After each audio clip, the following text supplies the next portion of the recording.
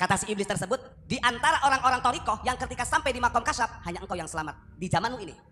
Loh kok bisa? Karena di zamanmu ini ada 70 orang yang masuk ke torikoh tersesat semuanya. Tidak main-main, ada 45 torikoh yang dinaungi oleh Jatman, Jam'iyah, Muktabarah, torikoh Muktabarah atau An-Nahdiyah.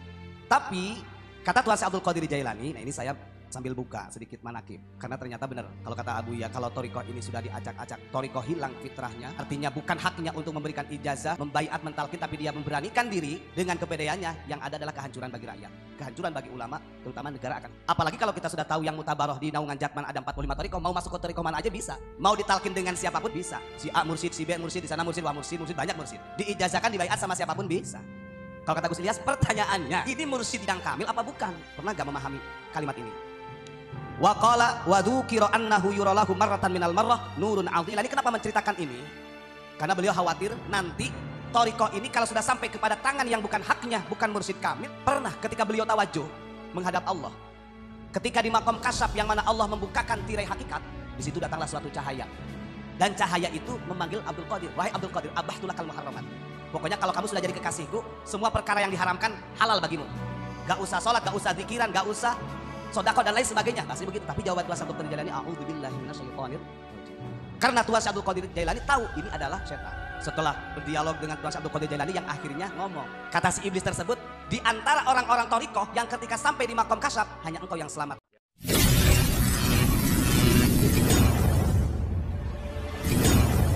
Assalamualaikum warahmatullahi wabarakatuh.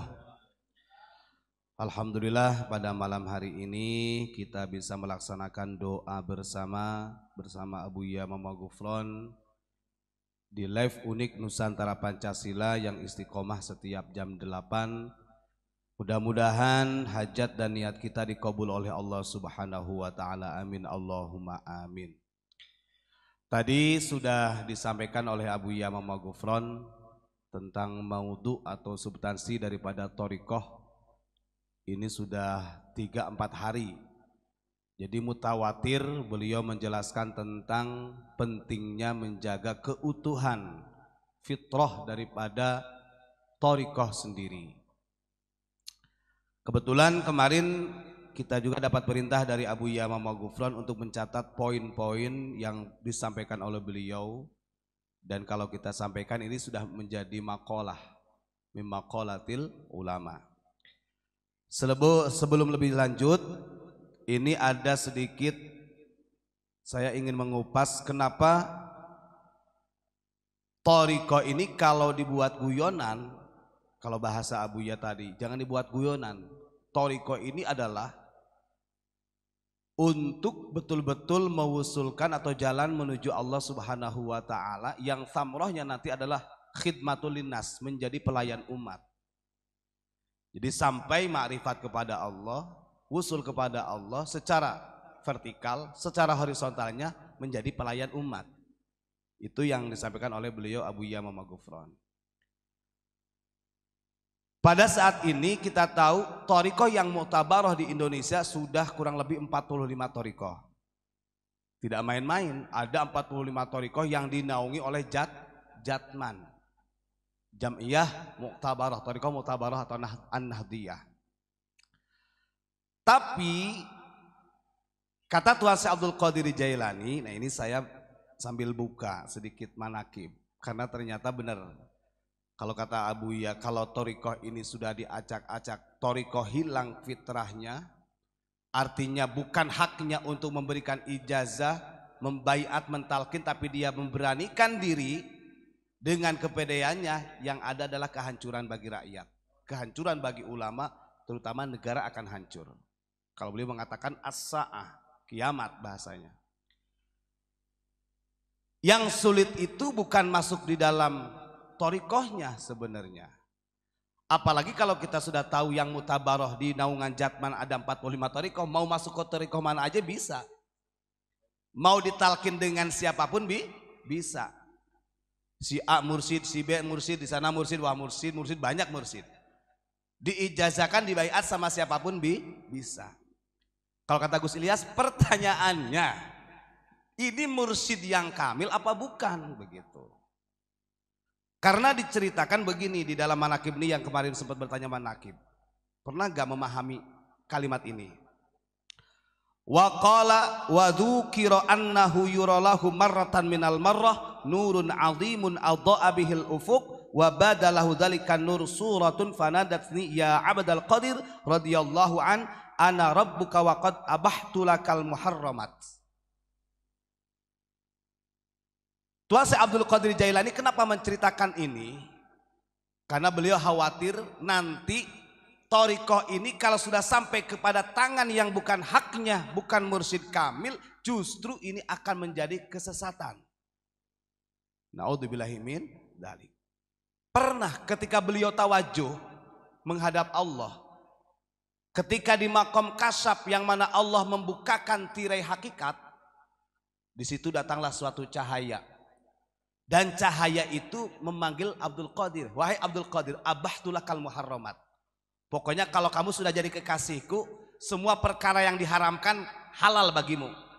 Gak usah sholat, gak usah zikiran, gak usah sodako dan lain sebagainya. Bahasanya begitu Pak. Tapi jawaban Tuan Syekh Abdul Qadir Jailani, a'udzubillahi minasyaitonir rajim. Karena Tuan Syekh Abdul Qadir Jailani tahu ini adalah setan. Setelah berdialog dengan Tuan Syekh Abdul Qadir Jailani yang akhirnya ngomong. Kata si iblis tersebut, di antara orang-orang thariqah yang ketika sampai di makom kasyaf hanya engkau yang selamat di zamanmu ini. Loh kok bisa? Karena di zamanmu ini ada 70 orang yang masuk ke thariqah tersesat semuanya. Di zaman Tuan Syekh Abdul Qadir Jailani bayangkan 70 dia seakan-akan ahli thariqah tapi tersesat. Ada ikhbar, hatib, suara tanpa rupa, dia anggap ini adalah dari Allah. Ada suara tanpa rupa, hatib yang mengatakan Imam Mahdi, bahasanya begitu, itu dari Allah. Ini yang khawatir dan dikhawatirkan oleh Tuan Syekh Abdul Qadir. Maka betul kata Nabi Muhammad, ghairud dajjal akhwafu min ummati al umara al ulama ul mudillun. Ada yang lebih bahaya daripada Dajjal, kata Rasulullah. Yang lebih saya takutkan nanti di umat itu bukan Dajjal, tapi para ulama, para pemimpin yang menyesatkan. Termasuk yang katanya mursyid, tapi dia bukan hak mursyid yang kamil. Sehingga pembimbingan ruhaninya jauh untuk usul kepada Allah Subhanahu wa Ta'ala. Bayangkan, di situ Tuan Syekh Abdul Qadir Jailani mulai betul-betul ihtiyat, berhati-hati. Makanya pantas kalau mursyid itu nggak akan secara publik. Andai kata ada seorang mursyid mau meninggal, saya umumkan kepada para jamaah, mursyid setelah saya adalah Ustadz Imron, begitu. Gak mungkin.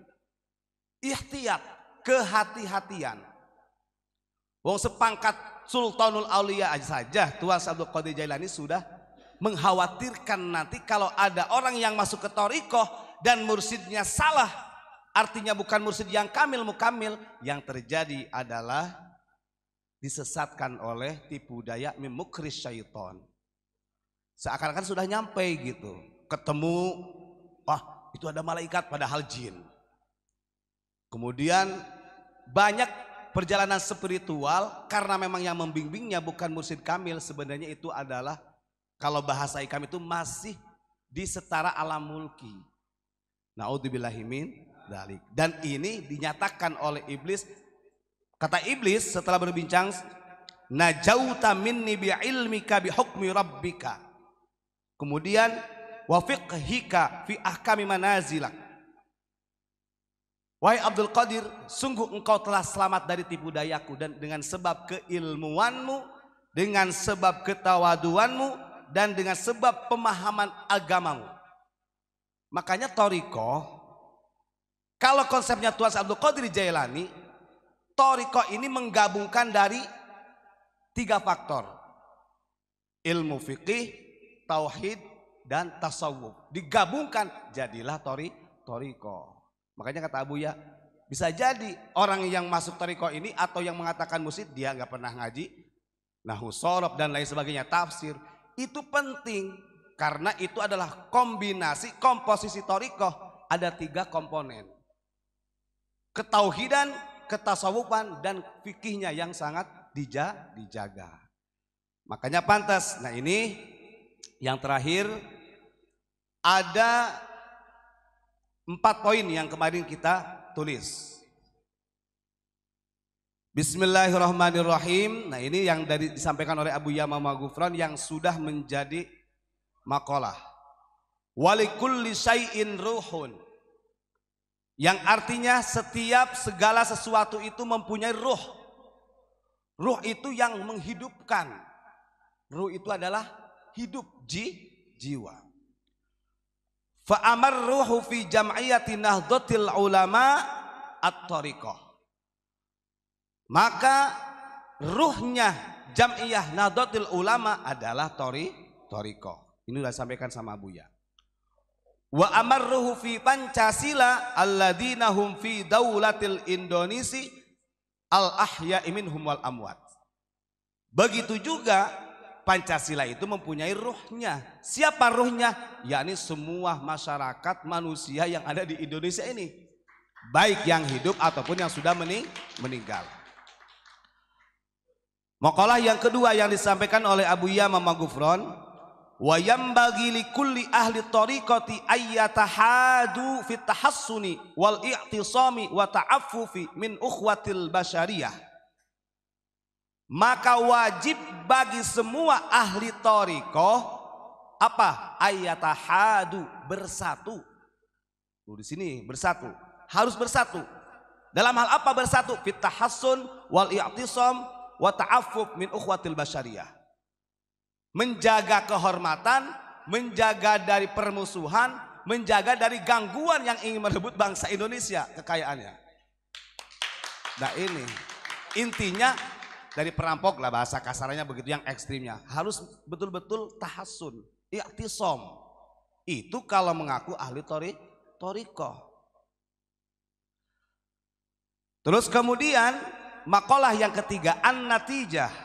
Dari maqalah Abu Yamamah Ghufran, an-natijatu fit tariqati al-i'tisamu min ittihadid daulati bi ikhtilafatiha wa tahassunu min isti'mariyatil lati tahlikul ulama wal umara war ra'iyah fi ittihadid daulati. Yang artinya inti daripada thariqah. Ini kita kalau berkata thariqah bukan hanya Qadiriyah Sabandiyah, mau thariqah apa saja, mau Tijani, Syadziliyah, Satariyah, semuanya. Inti daripada thariqah itu adalah al-i'tisamu min ittihadid daulah, min ittihadid daulah. Menjaga kehormatan, persatuan dan kesatuan bangsa. Maka kalau ada thariqah kemudian memporak-porandakan NKRI, wah ini perlu dipertanyakan natijahnya. Terus wa tahassun min isti'maril lati tahlikul ulama wal umara war ra'iyah. Dan thariqah ini menjadi benteng. Ingat, menjadi benteng. Benteng terdepan untuk melawan para penjajah yang ingin merusak hubungan antara ulama, umara dan rakyat. Itu thariqah. Maqalah yang keempat dari maqalah Abu Yamamah Ghufran, thamratu. Tujuan, hasil daripada kalau dia sudah betul-betul pengamal thariqah dan benar-benar ahli thariqah, ada 3 poin di sini. 1, ma'rifatullah, jelas. Kalau thariqahnya ini dan dibimbing oleh yang mursyid kamil, pasti dia ma'rifat terhadap Allah. Yang keduanya, wa wusulun ilaih, dan sampai kepada Allah. Yang terakhir, wa khidmatun linnas, tentunya akan menjadi pelayan Nah itu yang disampaikan oleh beliau gitu ya. Nah 3 poin ini adalah yang disampaikan thamrohnya. Nah ini mohon maaf jangan dijiplak, karena ini memang maqalah yang keluar dari Abu Yamamah Ghufran yang kita tulis. Karena ini adalah min adatil ulama. Para ulama itu begitu. Maqalah ya. Kemudian kita catat, dan ini mudah-mudahan buat panjenengan bermanfaat dan buat kita yang ada di sini. Ingat ya. Jadi thamrohnya, tujuan hasil daripada yang benar-benar ahli thariqah, bukan thariqahan kata Abah mah. Bukan thariqah tapi thariqah yang sejati, benar-benar ma'rifat terhadap Allah, wusul kepada Allah, dan khidmat terhadap manusia ya, kepada umat. Artinya khidmat itu melayani. Artinya bukan dilayani tapi melayani umat, menjadi pelayan umat. Mungkin itu saja, terima kasih. Kurang lebihnya, assalamualaikum warahmatullahi wabarakatuh.